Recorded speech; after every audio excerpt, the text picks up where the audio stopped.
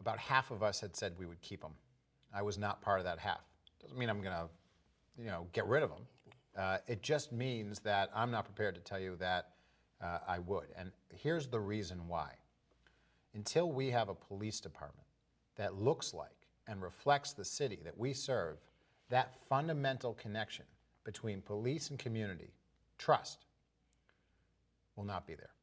And so we need a police department that looks like our city. It's unacceptable to me that no one at the superintendent level is a woman. And it's unacceptable to me that no district police captain is a person of color. If we expect to get the trust of the communities we're in, especially Dorchester, Mattapan, and Roxbury, we're going to have to not only look like the communities we serve, but be from the communities we serve. That means recruiting locally, that means hiring people, that means promoting people. I was one of the few voices to speak out about this recent promotion. I know that Mamleo, Larry Ellison, people have been very vocal on this, and I commend them. But I was one of the very few people in this race who joined with him and said, that's right.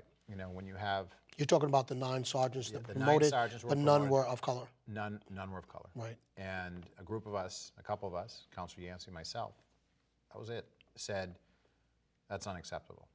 And they made a change, a couple. But it's, to me, it's something you either believe in or not. Now, Sheriff, you're going to have a lot of people sitting in the seat. And I just hope that you're going to ask them, not only what they will do, but what they have done. And if you look at my record over these last 14 years, I'm fairly certain that I have had the most diverse office out of any other white city councilor and perhaps any other white elected official in Boston, and more diverse than some of my communities of color colleagues. I'm the only person, I think, whose office has been led twice, not once, twice, by an African American person in the highest possible position, in the chief of staff position. So it's not something I did because I believe in just what it looks like.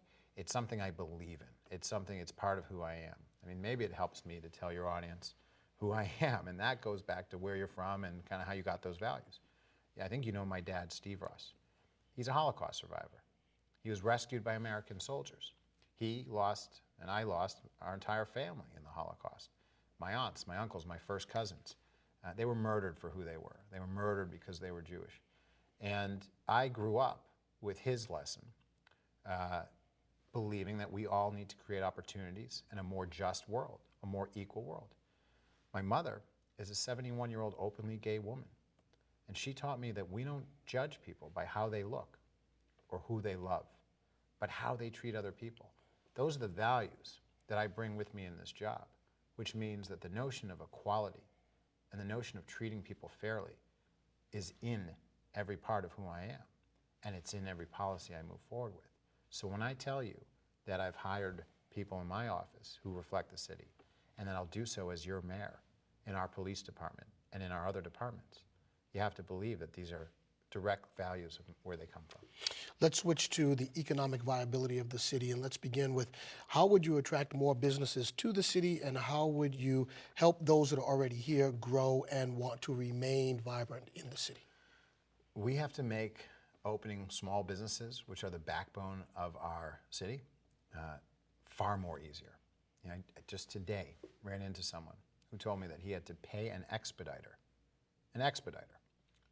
$2,000, so this is a private person, $2,000 so that he could get a meeting at Inspectional Services, so he could pitch them on opening up a business, and he was told that it probably won't work here and you should probably check out some other community. Now, he was talking about a food business that was, I don't know, smoking meats and smoking fish or something like that, right? Like some, like deli meats and deli fish. And so to me, it seems like something that might work at Newmarket or might work in some of our more kind of mid-industry kind of, maybe back street kind of districts, but kind of a funky little business that he was talking about, maybe something on the waterfront, on the, on the BRA, on the waterfront.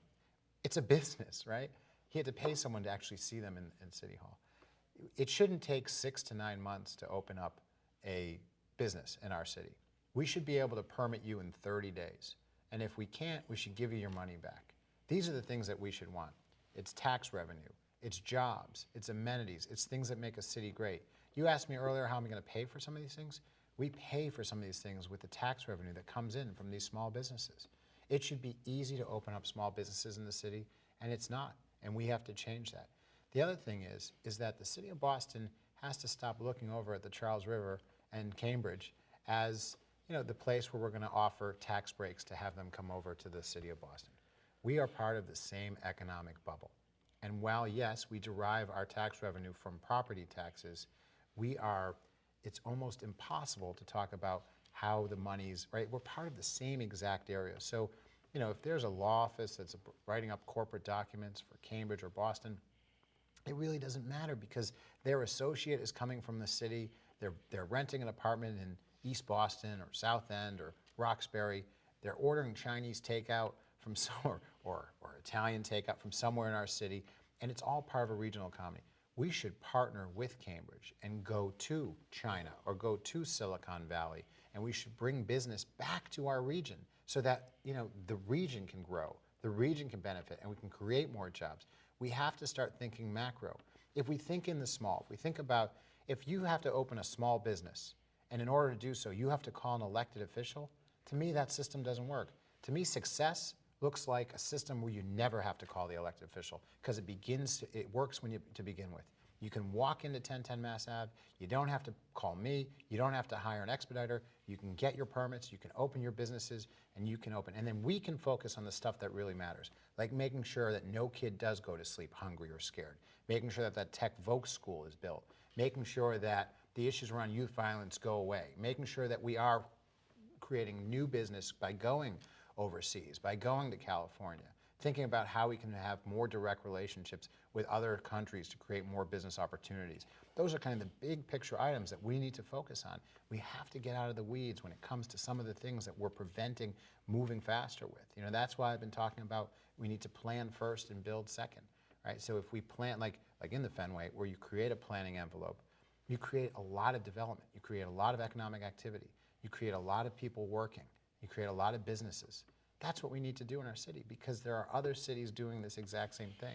Well, we can't rest on our laurels. Well, that dovetails right into housing then, because a lot of folks that would like to live in the city can't afford to live in the city. What do you talk to me about one or two things? One, affordable housing, so that people can remain in the city, and then talk to me about the BRA. Yeah. Who would you tap to run that organization, and what do you think of the way they comport themselves with some of the things that you're talking about? Sure. So let's deal with affordable housing first, and then segue into the BRA. Okay. So actually, if I may, can I do BRA first and affordable second because it'll make sense. Go for it. There are three changes I want to make to the BRA. One, plan first, build second. We've talked about this, right? You plan, you create a vision for that community, and you build second. The second thing I would do is this notion of affordable housing. So here's the affordable housing. I would take affordable housing out of the BRA and I would move it to the Department of Neighborhood Development. Now, to some extent, this has just started happening. And this is almost breaking news. The BRA is involved in this process right now because I think even they understand that it wasn't working the other way around. When you're a developer and you come into the city and you're told that you don't have to build on-site affordability according to the mayor's executive order, you're literally seeing our BRA negotiate away the most important principle, at least to me, when it comes to housing in our city, and that's the ability to retain people from the city too. Mm-hmm. So when you build on-site affordability, 15%, you're able to retain people in that building. You're able to keep people from that community from being gentrified. If we do that, we can prevent gentrification from occurring if we build enough housing across the city.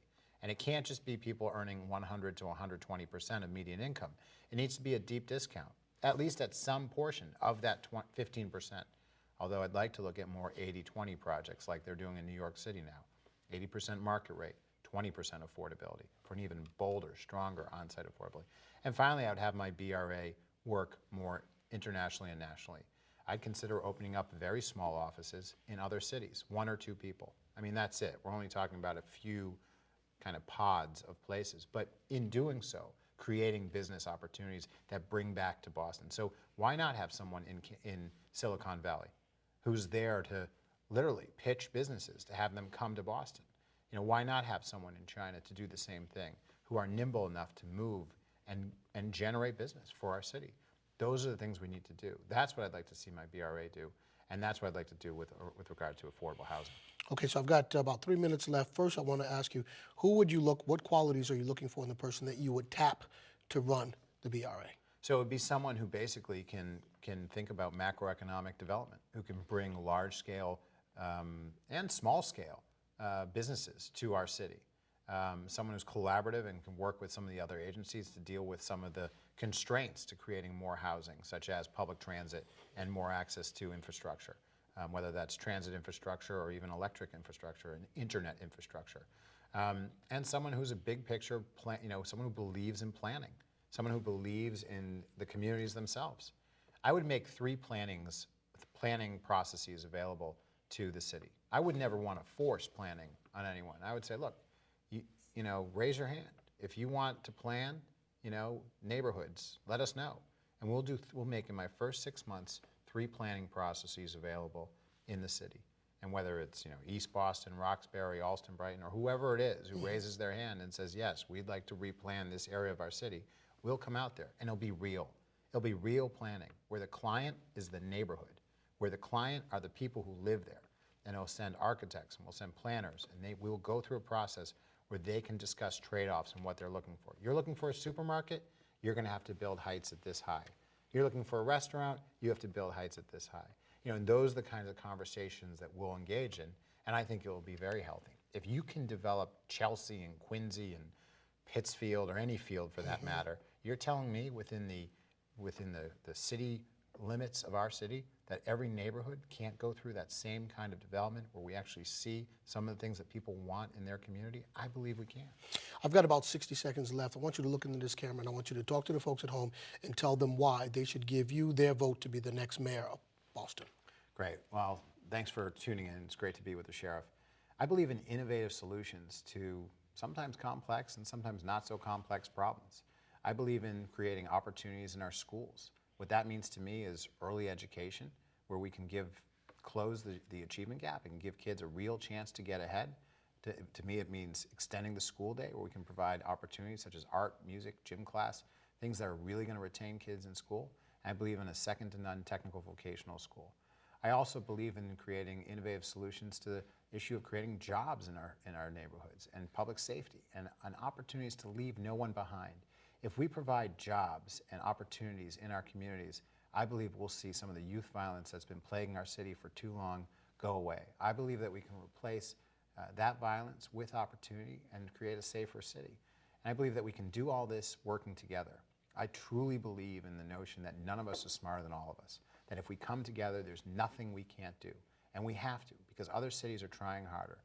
They're trying to become Boston. They're trying to surpass us, and we can't let them.